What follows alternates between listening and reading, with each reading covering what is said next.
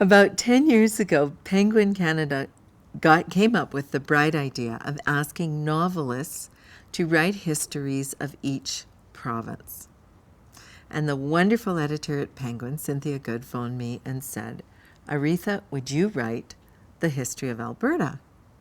And until that point, I'd written a lot of nonfiction, creative nonfiction, and I had written a lot of fiction, but I had not really done anything historical.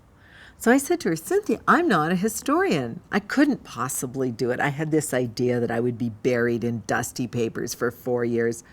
And she said, no, just think about the history of the province as a version of its story. And I was still pretty unsure.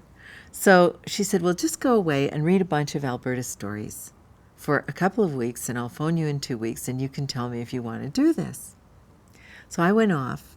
I went to the Glenbow Archives, to the Glenbow Museum and Archives, because they have a great library.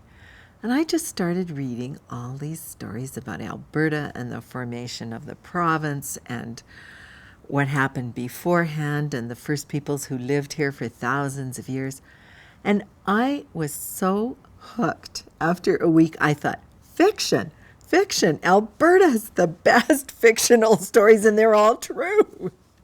So when she called back, I said, yes, I'd really like to do this, but I don't want any strictures. And she said, that's fine, because all the people doing these are novelists. It can be your version of Alberta history. So as I was writing away for 3 years, it was 3 years, and I did breathe in a lot of dusty paper, I just kept running across one person after another who was just an outlier, who was just a complete individualist, who was a complete anomaly. And eventually, when we came to the title of the book, I said, there's no other way to define these people, but we're all mavericks.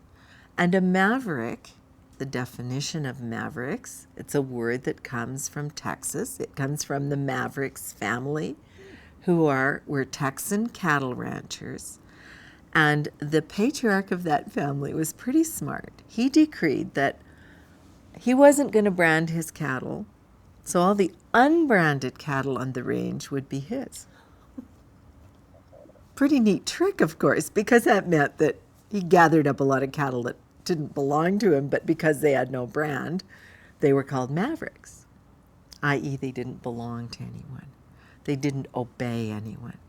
So I thought, mavericks is the perfect word to describe Albertans. They're disobedient, they don't wear any brand, they refuse to be corralled, and that became the title of my history of Alberta, Mavericks, an incorrigible history of Alberta. And then a couple of years later, the director of the Glenbow Museum came to me and said, we want to do a new permanent exhibition of the history of Southern Alberta, and we want to use your book and call it Mavericks. And I said, well, you don't have to ask my permission. That word is in the public domain. It belongs to everybody. And so they mounted the exhibition. I helped them with it. I got really involved. I did a lot of the writing for it, and I wrote the book that accompanies that exhibition. But he and I would get together and we would talk about Mavericity. Does that character really meet the criteria for Mavericity?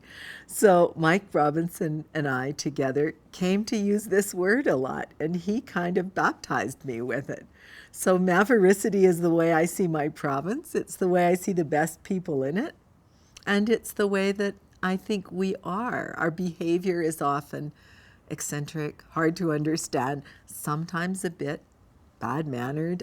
I don't whitewash the way we are here in Alberta, but it seemed to me that Mavericity is a really good description of that. And so it came to be a word that I loved and that was associated with me, but that is also, I think, a good way to describe the people and this place, Alberta.